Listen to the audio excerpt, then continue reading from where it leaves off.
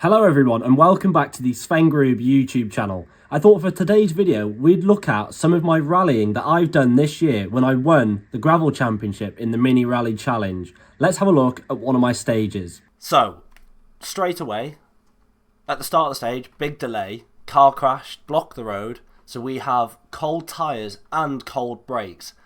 So you'll see coming into this first corner, it made things interesting. 3, 2, 1, go. Starts long flat crest, 170. So ignoring all the corner calls, this is basically a 550 metre long straight, so really fast start to the stage. Into the dip, and you're going to see the cold tyres and brakes now. Big lockup, managed to handbrake it and get it round quite neat. So, what did I learn there?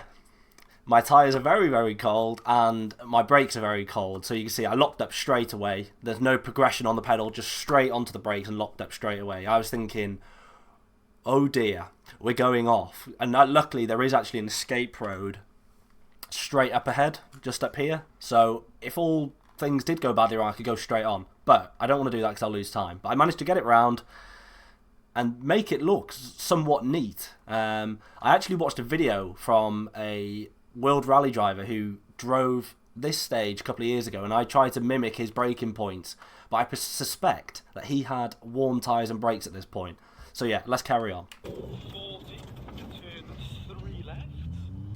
Max, turn 3 left, Max here. So it's quite a fast start to the stage, and I actually lock up again into this right-hander, and it ruins the sort of mid-corner speed. So you can see I've run wide there, on the handbrake, scrubbing off all my speed. So that's really not good for making a good time on this stage.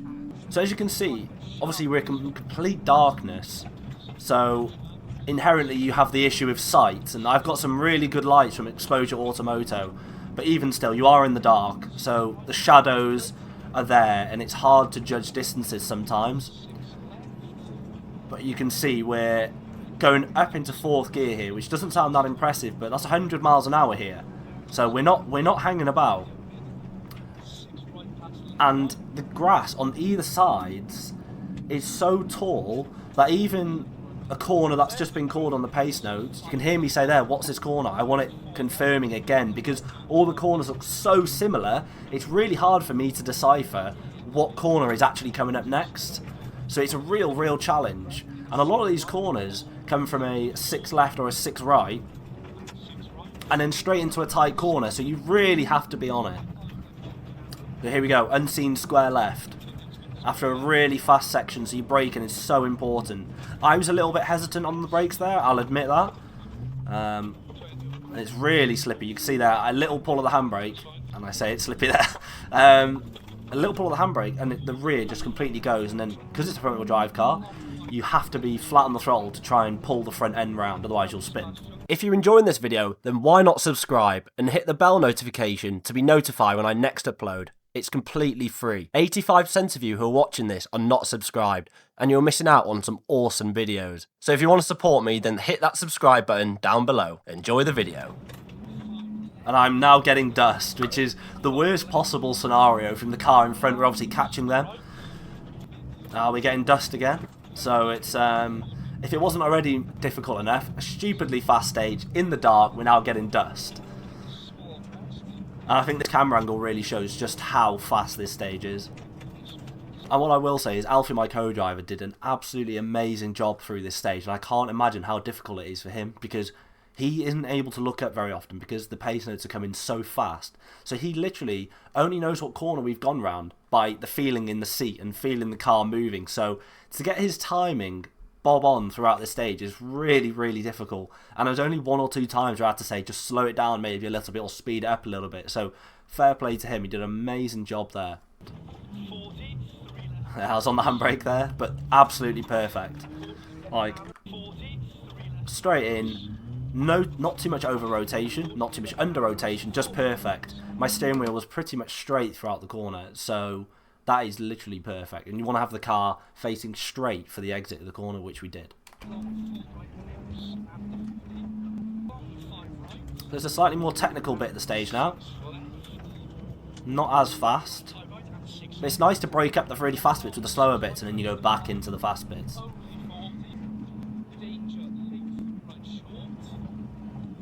A bit of hesitation for me there, which is where you lose a lot of time. 60, late 4 left. So it's good speed through there. And a turn square right. If you look at everyone around here now, look at that. That is absolutely amazing. But you just got to make sure you don't do anything stupid because you look like a right idiot if you get it wrong. Really long straight uphill here. And I'm just confirming with Alfie just what's coming up, just so I know. Just helps me. Some drivers don't like stuff being repeated, but I do, especially in quite tricky bits. See, that is an area where I definitely got it wrong. So the corner was more open than I thought, but I'm tempted then to pull the handbrake. So you can see here, pull the handbrake. The corner's actually a lot wider than I anticipated there. So me pulling the handbrake, all I've done there is just scrub off all my speed and get a really bad exit. So it's areas like that where you might lose half a second to a second, but it all depends on what corner's next. If you have another slower corner, you probably won't lose too much. If you get a bad exit and then you've got a 300 metre straight, which is a very common occurrence on this stage, you're losing a lot of time there. So yeah, square right slippy, so I'm trying to brake as late as I can. And it was really good on this rally. You see these bits here? They're all reflective, so you can see them for miles, which is really good because it'll help you judge your braking point. And a good exit out of there. So you can see the reflective stuff in the distance. So it gives me a good marker where to put the car and where to brake.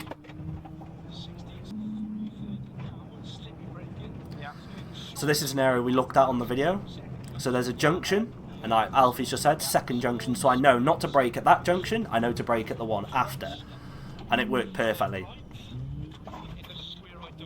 And then we've got a really nice slide coming into here, so I rotated the car on the handbrake here. Absolutely perfect. During the stage, I was buzzing with myself for that. It was just like little bits like that where you know you've nailed it and you couldn't do it any faster. So now a really bumpy bit. And people actually crashed on this corner. So it's really bumpy. Yeah, you can see my reaction. Very, very bumpy. And especially under the trees. It had been raining a couple of days before. So you get moisture underneath the trees, which makes it really, really slippy. Yeah, we've got a car off to the right there. Big skid. Not the fastest always, but yeah, it's nice. It's good fun.